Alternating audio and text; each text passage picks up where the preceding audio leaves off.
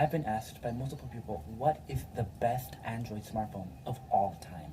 And the opinions of this vary between person because some people have different priorities when it comes to a smartphone. But for most, and most of the 40 million people that bought it, it was this particular smartphone. Say hello to the Samsung Galaxy S4, one of the most iconic Android smartphones of all time. This smartphone really influenced the phones that we have today in 2023, and I decided that I was going to take a look at it in 2023. This is Chris with Tech Sprint, and this is our review redo of the Samsung Galaxy S4 in 2023. Even in 2023, this smartphone feels incredibly futuristic. It doesn't really feel that good in the hand because it's entirely made of plastic. It is very light and kind of cheap feeling, but that is to be expected from 2013. And even in 2013, some of the reviewers said that it did feel a little light and cheap in the hand, and they would have hoped if it was a little more heftier and maybe didn't have that fake metal trim around the phone. But just looking at it, it looks stunning. With the white color that I have here and the silver sides, it really does look like a striking phone. The brushed metal fake plastic sides look really beautiful in person, and watching this doesn't complement how pretty the sides actually look, even though they are plastic. And that's kind of a bummer, really, how this entire thing is made of plastic. I would have really liked it if Samsung put a real metal trim, or maybe even like a full metal back to the smartphone, but they decided to go with plastic, and here we are. Now, plastic is not a bad material. In my opinion, plastic is kind of better than glass, because glass is brittle and plastic isn't. Glass can easily be shattered, but plastic can't. But plastic doesn't feel as high quality as glass does. And to some people, that's very important, and to others, they don't really care. They just want a smartphone that works. Now, I'm not doing this review because I think people should buy this phone in 2023. I'm doing this review to kind of have a perspective on how futuristic tech was. How futuristic this phone was, specifically, from 2013. This smartphone is 10 years old. That's crazy to believe that this phone here, that looks like it may have come out maybe like in 2015, is actually 10 years old. This does not look like a 10-year-old phone. And I just want to clarify that. This does not feel like, work like, look like, at all like a 10-year-old smartphone. I feel like this actually performs and does things kind of better than budget phones that I've had before from 2018 or 2017. And that's actually really impressive, considering the year that this came out, 10 years ago. That's insane.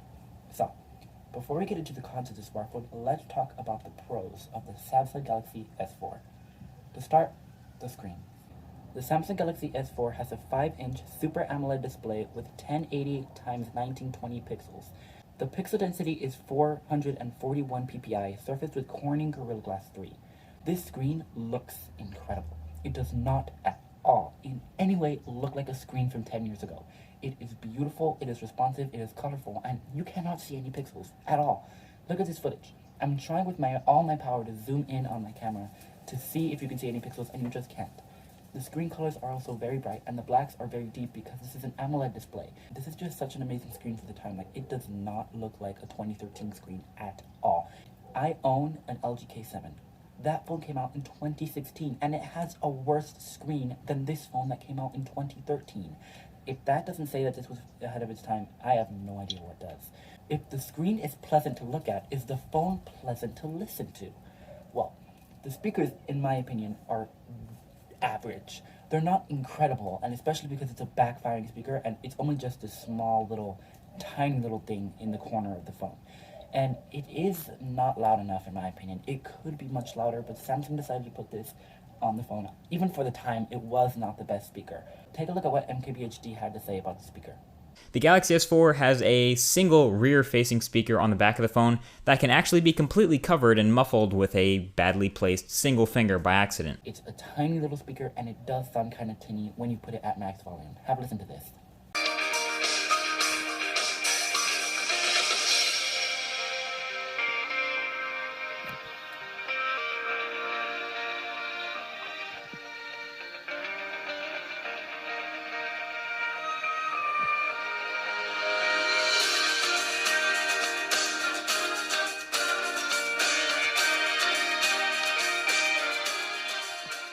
It's actually not as bad as I was expecting, though. It could be better. I'm saying it's not the best.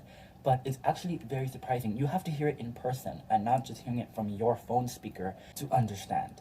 The screen is a definite pro, but the speaker, everybody has their own opinions, and you could hate it or you could love it. Depends on you. I consider the speaker a pro. Another pro, surprisingly, is the camera. The camera on this device is not as bad as I was expecting. Take a look at these sample photos.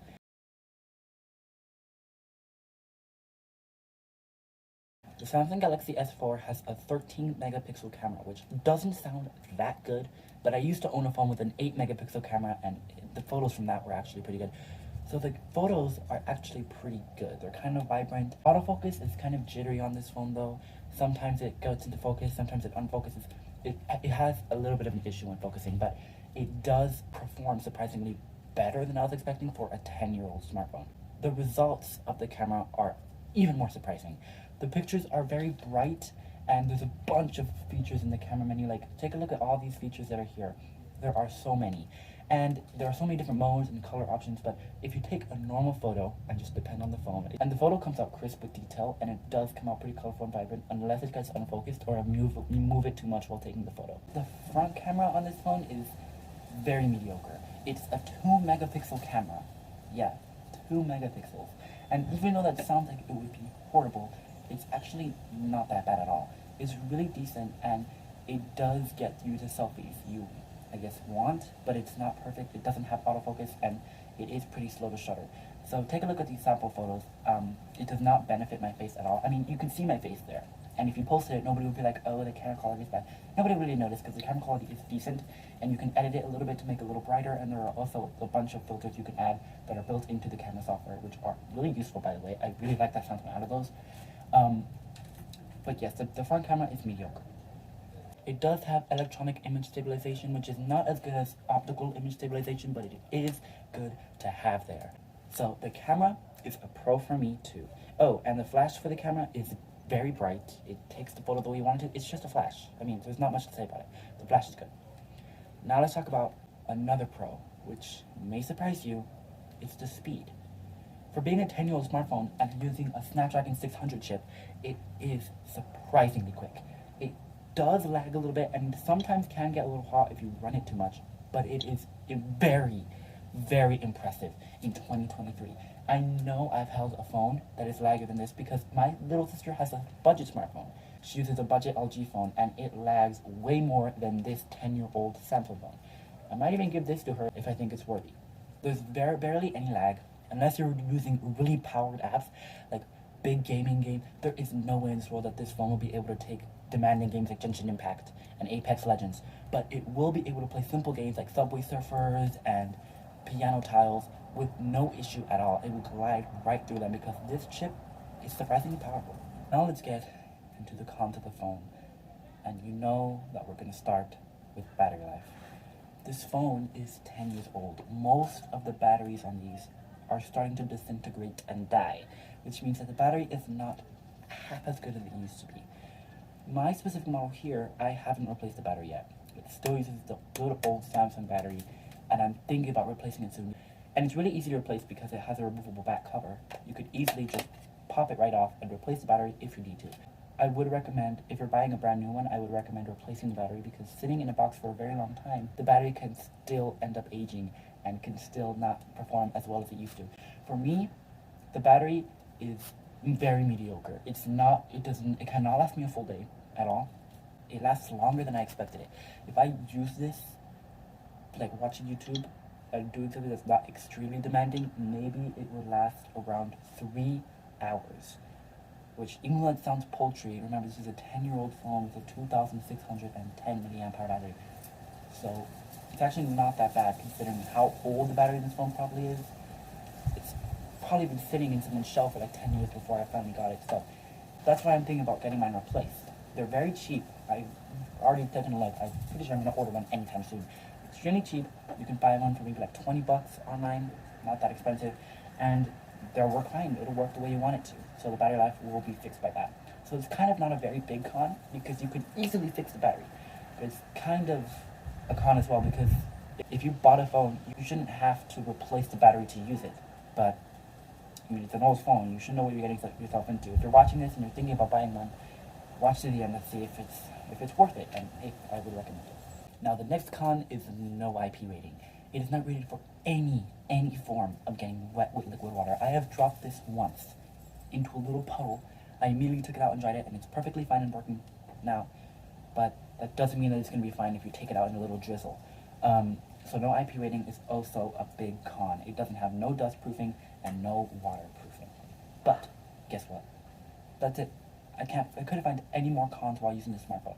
It does get a little bit hot if you run it with very powerful apps. Like I said earlier, if you play Subway Surfers, the chip will allow it, and it will run smooth. But if you play for too long, maybe like an hour, it will begin to get a little warm around the top where the chip is located. And if you're doing anything like YouTube or basically anything besides texting and calling, it can get a little hot after a strained amount of usage doing it.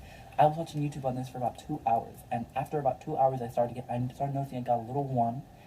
Before the battery died, it was like 7% when I started charging it after like 3 hours and 30 minutes of watching YouTube. The phone was actually pretty hot in the back. It wasn't hot enough to burn me, but it was definitely very hot, and if you used it for any longer, it could get concerningly hot. And if you continue to use it while charging it, it could even get more hot, potentially damaging the battery more than it is already damaged.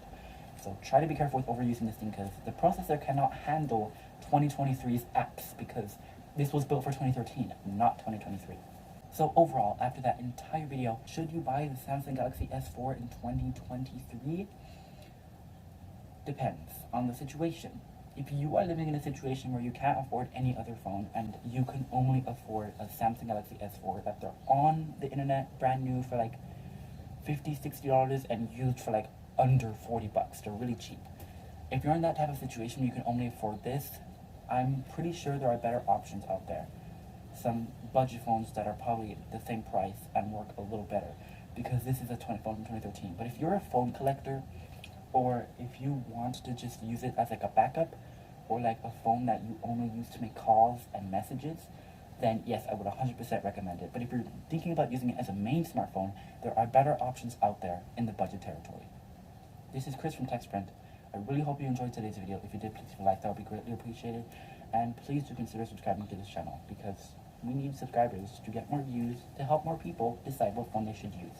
So, thank you guys so much for watching. Again, I'm Chris from TechSprint. This is the Samsung Galaxy S4. This was the Samsung Galaxy S4 review in 2023. Hope you guys enjoyed. Leave a like. Please do consider subscribing, and I'll catch you guys in the next video. Goodbye.